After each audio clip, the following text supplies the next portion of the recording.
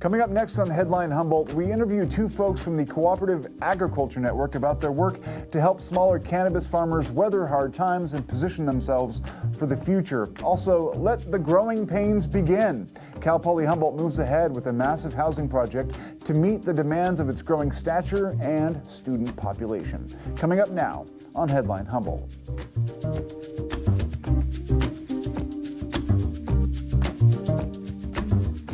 Top of Humboldt Hill, this is Headline Humboldt. I'm James Falk. Thanks for joining us. The economic promise of cannabis legalization for Humboldt County is in serious jeopardy. This is not news. The pressures of a constricted market and flooded supply, coupled with often Byzantine legal requirements and fierce competition, have left what was long the chief economic engine of Humboldt County sputtering and winded. Primary victims of these missteps are the smaller farmer and the communities they support. As pressure mounts and difficulties abound, these smaller operators are often squeezed entirely out of the marketplace. Is there anything to be done? How can we fortify their efforts and preserve the regional brand it took generations to establish? Joining us tonight are two folks from the Cooperative Agriculture Network, Andrew Barber and Indy Riggs. How are you guys doing? Good. Very How good. are you? Thanks, Good. James. Well, so thanks for joining us. Great to be here. You guys have taken I wouldn't really call it an original approach because it's been used in other agriculture fields for generations, but a cooperative model to help the farmers sort of support themselves. Is that right?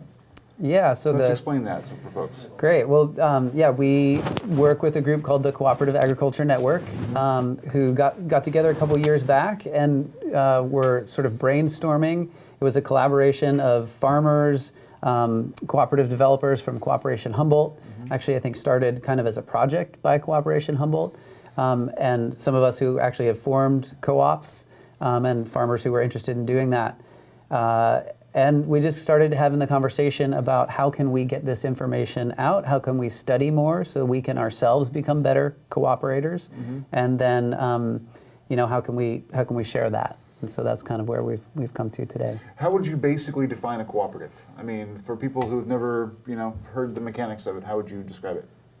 I would describe it as a group of people within a certain sector collectively organizing and cooperating in a democratically and equitable way to function.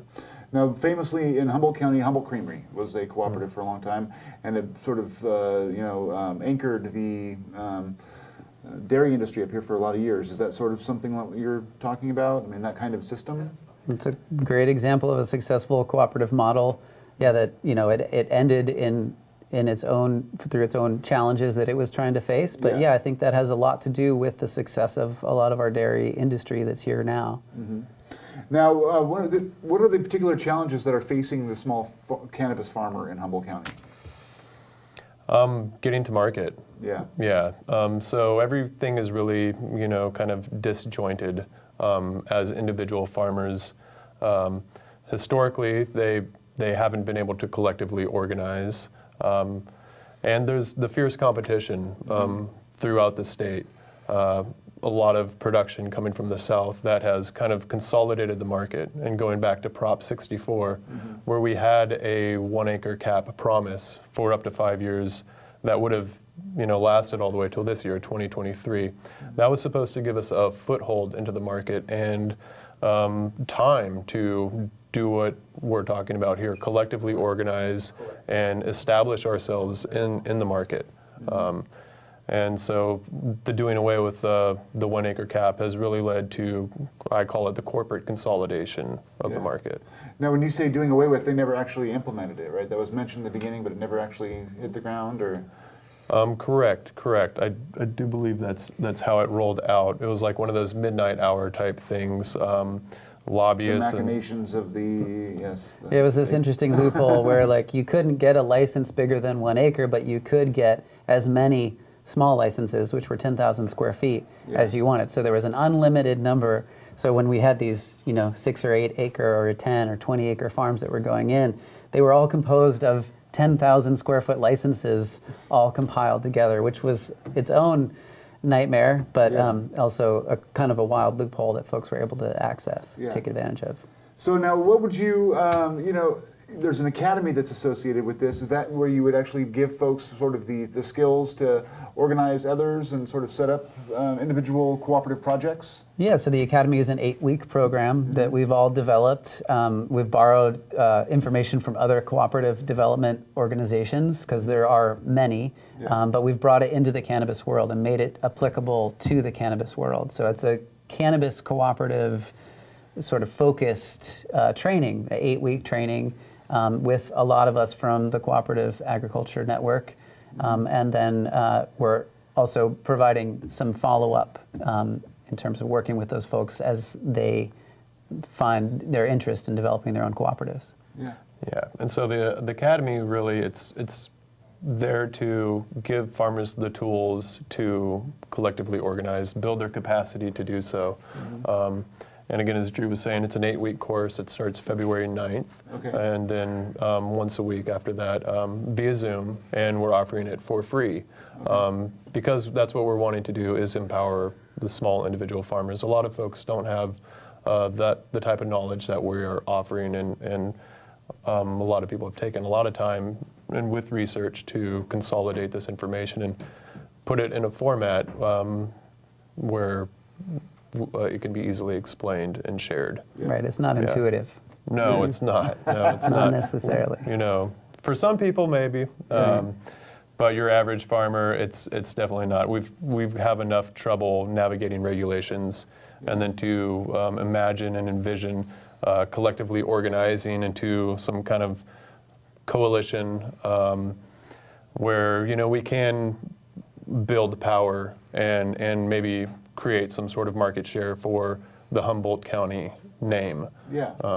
Which is something we've been building in this county for 50 years or whatever, since the 1970s. Yeah, absolutely. And that's one of the things that struck me when we were talking earlier, was that you guys are very optimistic about this. There's been a lot of the sky is falling arguments about the cannabis market. I mean, and businesses are suffering in southern Humboldt because the revenues aren't there, and it's been a lot hard for some farmers to continue doing what they've been doing for so many years.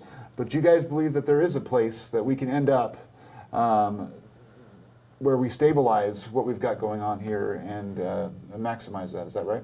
Yeah, I totally believe that, and I know Drew shares the same vision. We all do at CAN. There's models already in place, like Drew is with Uplift Cannabis Co-op. It's a producer co-op. There's other models out there that, out in Willow Creek, the Willow Creek Cannabis Alliance, and they have a lot of momentum behind them as well, and really smart, intelligent people. And there's even more models. So, I mean, it does exist in the county right now. And how do we wait this out, and survive the next few years as individual small farmers?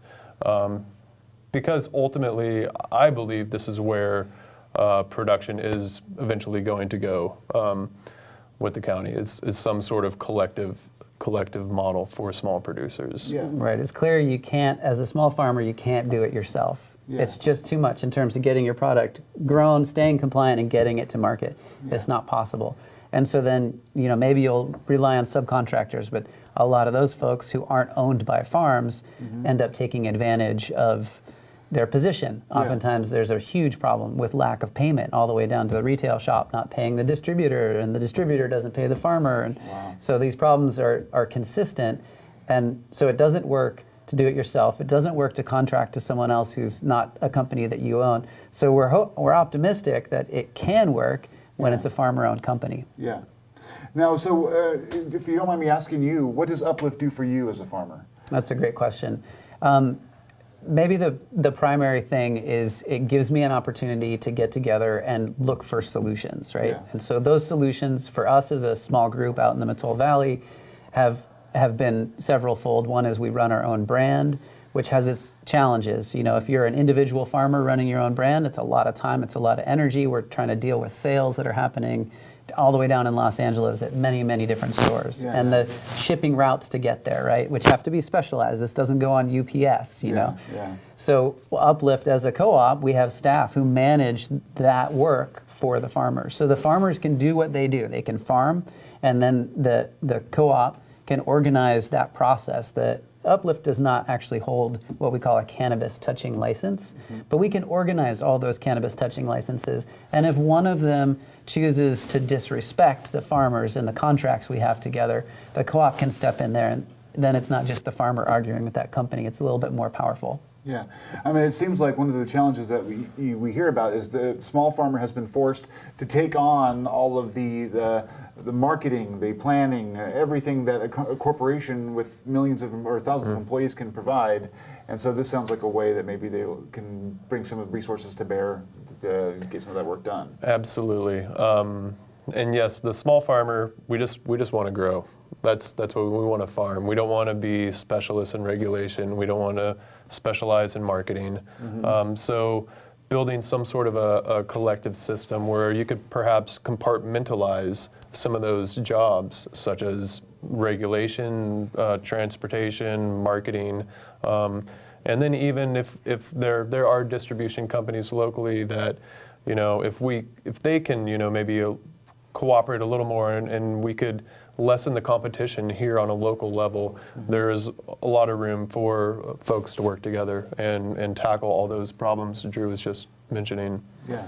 Yeah. What do you guys think, I mean, as operating farmers who are succeeding, I mean, whatever that means, Right.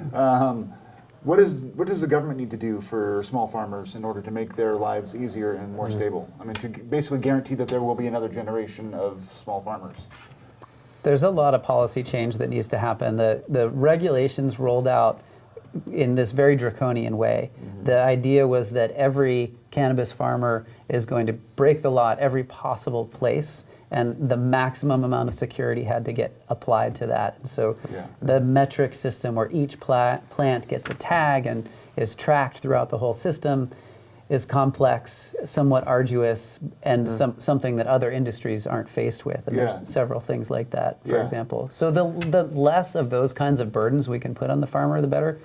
And there's a lot of things like that, but also supporting the development of cooperatives. That's something that our decision makers could really benefit from, because this is something, a little bit of support in developing cooperative cooperative development can go a long ways, because that's going to help maintain our businesses in our rural places.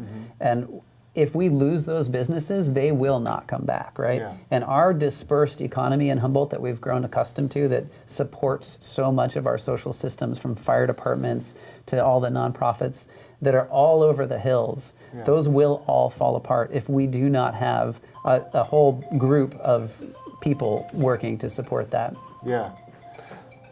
Yeah, and you really see this, Drew and I were talking earlier, you really see this all across rural America, where these small producers have been pushed out of the rural settings, and communities are dying.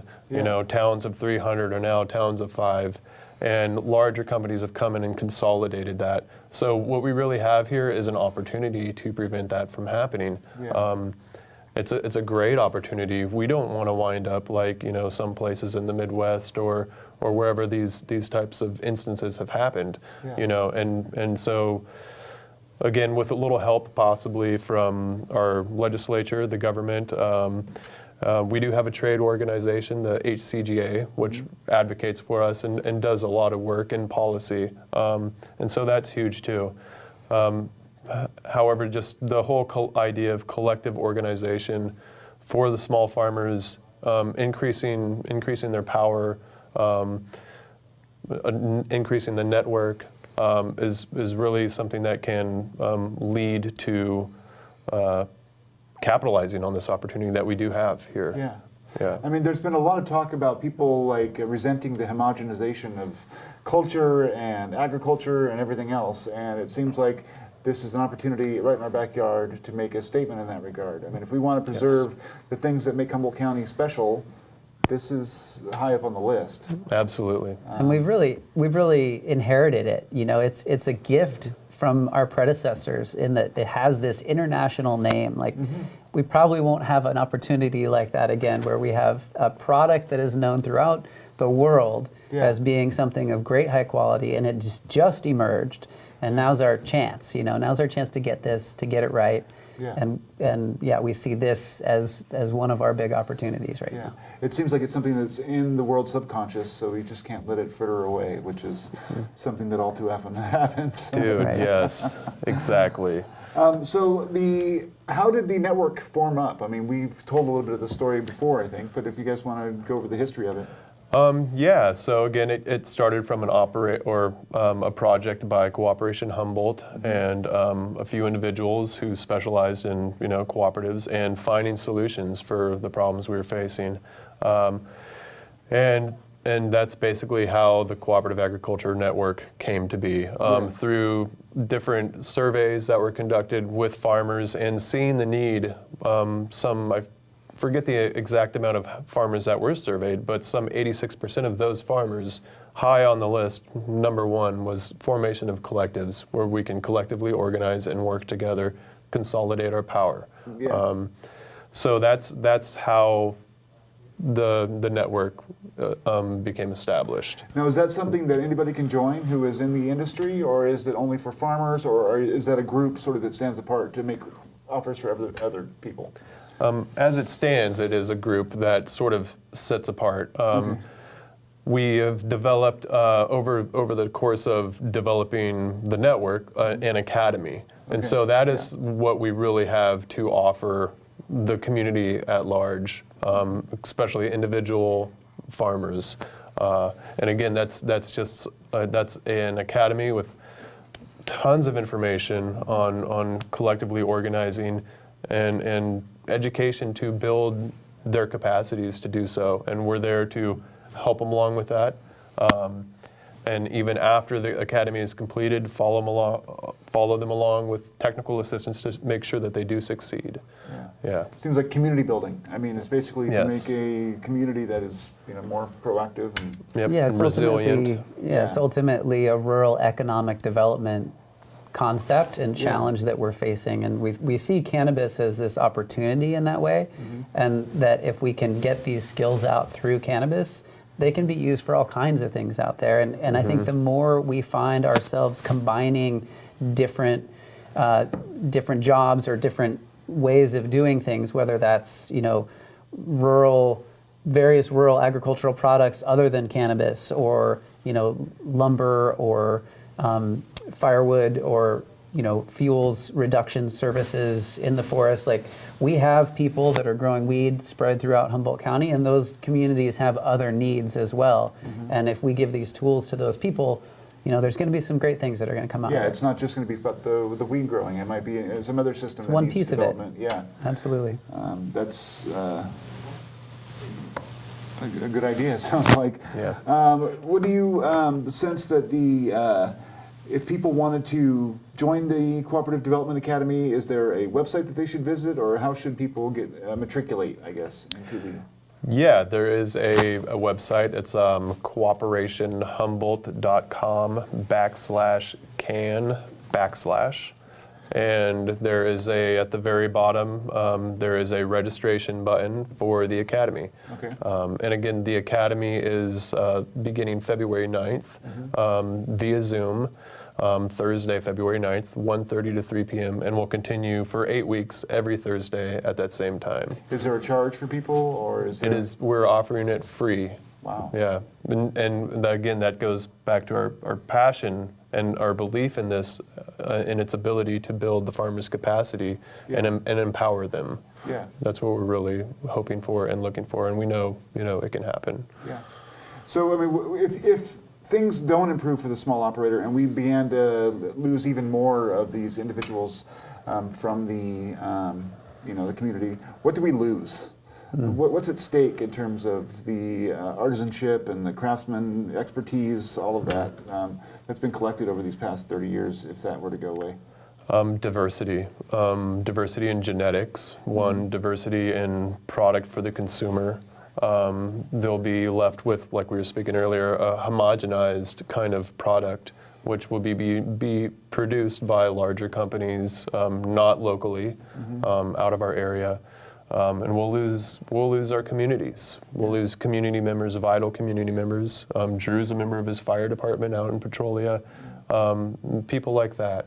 And And that's the scary aspect of it, Hopefully, though, through this process, we can mediate that. But yeah, there's a lot to lose. Like you saw, cultural history. Yeah, the culture, it's huge. The counterculture was huge here and has been for, like you were saying earlier, decades. And you can read in a recent, I think it was one of our local media outlets that did a article on Garberville and what it's going through right now. Exactly right. Yeah, and that's just the beginning if this trajectory continues. And it's sort of been the hidden engine for so many years that I think people took it for granted. That's one of the questions I have about the county's role, and I don't want to say that the legalization has been mismanaged, but there have been some issues, and it almost seems as if government officials saw this as a cash cow and were so interested in getting their piece of whatever big money they thought was going to come from marijuana that the planning kind of got dropped in the process. It was certainly sort of punitive as it first rolled out. Yeah, it's like they, instead of encouraging the farmer, they were like reforming the criminal. That was exactly right. And that's kind of the approach. But we've come a long ways, and I think that's just where it started, and I'm not sure that it really could have started anywhere else. I mean, I wish it would have, but it just is what it is. And what we've really seen is, the supervisors in Humboldt County have really gotten on board, and they've heard the small farmers speak, and they've listened to their concerns, and they've repealed, like the Measure S tax, which was a very difficult tax to keep up with, that was applied to your property if you had a cultivation grow, and it just gave you the right to grow, and whether your crop failed or not didn't matter. You still had to pay this tax, and so I'm really grateful that got pulled. And there's a couple other places where we've gotten the regs wrong, in my opinion, and we're working with HCGA, Humboldt County Growers Alliance in particular, to correct some of those problems, both at the county level as well as at the state level. There's a lot of details to think about that were kind of hard to think about as the rollout of regulations was initially happening. Yeah. Building the plane while we're flying it. Yeah, well, that's always a recipe for some bumpy rides, right? Or just a straight up plane wreck, really. Well, that's truth be hopefully told. enough of us can survive that. That's it. Some of us have parachutes. That's it. Softening the wreck. That's what it is. Well, I appreciate you guys from coming down, It's a pleasure. check in with us, and Thank you, James. we'd love to follow you up whenever something else occurs that you want to talk about. Awesome. Great. Thank you. Thanks for the Thanks a lot. opportunity. No problem. No problem. We'll be right back after this short break. Stream the best of PBS on any device with the PBS Video app. All your favorite drama, history, science, news, and documentaries, all in one place. Watch your PBS station live or catch up on the shows you missed. Discover new favorites from PBS and locally produced shows from your station.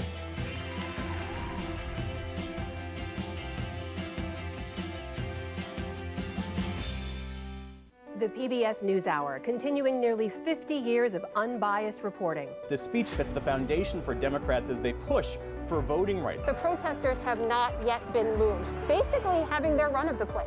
Covering a broad range of stories. You've got less rain here now, too, right? They're running out of water. What's it like on that stage? There's this magic. I'm Amna Nawaz. And I'm Jeff Bennett. Join us every weeknight on the PBS NewsHour. Weeknights at 6 on Keep HD. Fire danger has not derailed Cal Poly Humboldt's expansion plans. This week, California State University's Board of Trustees ignored a request from the Arcata Fire District and unanimously approved construction of off-campus apartments at Craftsman's Mall. Headline Humboldt's Eric Black reports. We are scheduled right now to launch 12 new academic programs in fall 2023. At a meeting in Long Beach, Cal Poly's president hyped the Polytechnic transformation.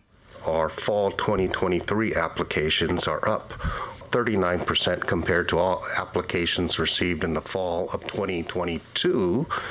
Our housing applications and interest are showing 140% increase over last year. So if you deliver 10,000 students to our campus today, Wednesday, they would be gone by Sunday. because there just isn't physically the locations to put individuals in Humboldt County. This project is steep toward reaching our goal of increasing our housing portfolio by approximately 4,000 beds. The project will provide 964 beds for upper division students in apartment-style residence and will include study rooms, multi-purpose rooms, and administrative space for housing. A central promenade will feature indoor and outdoor spaces and a full-service cafe to support student life. In fall 2025, students are expected to move into 6- and 7-story apartment buildings at Craftsman's Mall. Our ability to respond and our aid partners' ability to respond to fires are not adequate to mitigate hazards and risks from 4 to 7 or 8-story residential buildings. We don't have the staff. Under a legal process known as CEQA, firefighters asked Cal Poly to soften the impact on the fire district by downsizing the buildings or funding new firefighter hires. Trustees denied the request. Staffing and the training budget shortfalls for the fire district are not CEQA impacts. CEQA impacts, for example, would instead be related to the impact on the environment of expanding an existing fire station or building a new fire station. So it's environmental impacts on the physical nature, not a budget shortfall.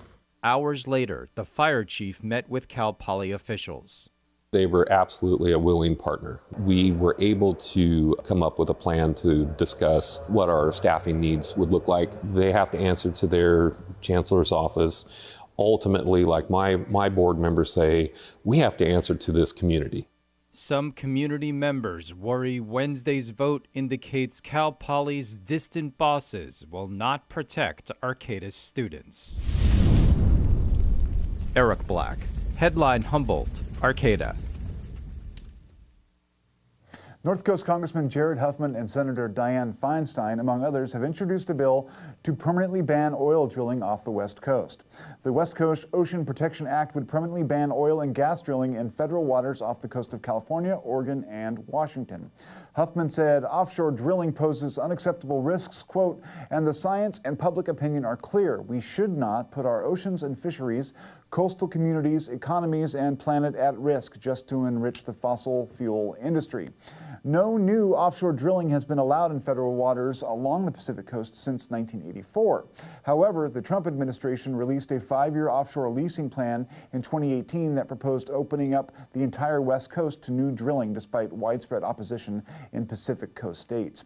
That proposal was blocked by the courts, but the bill sponsors believe the threat of drilling will remain until a permanent ban is enacted. I don't know what the future of this bill is going to be like with a Republican House of Representatives, but there you go. Thanks for watching. See you next week.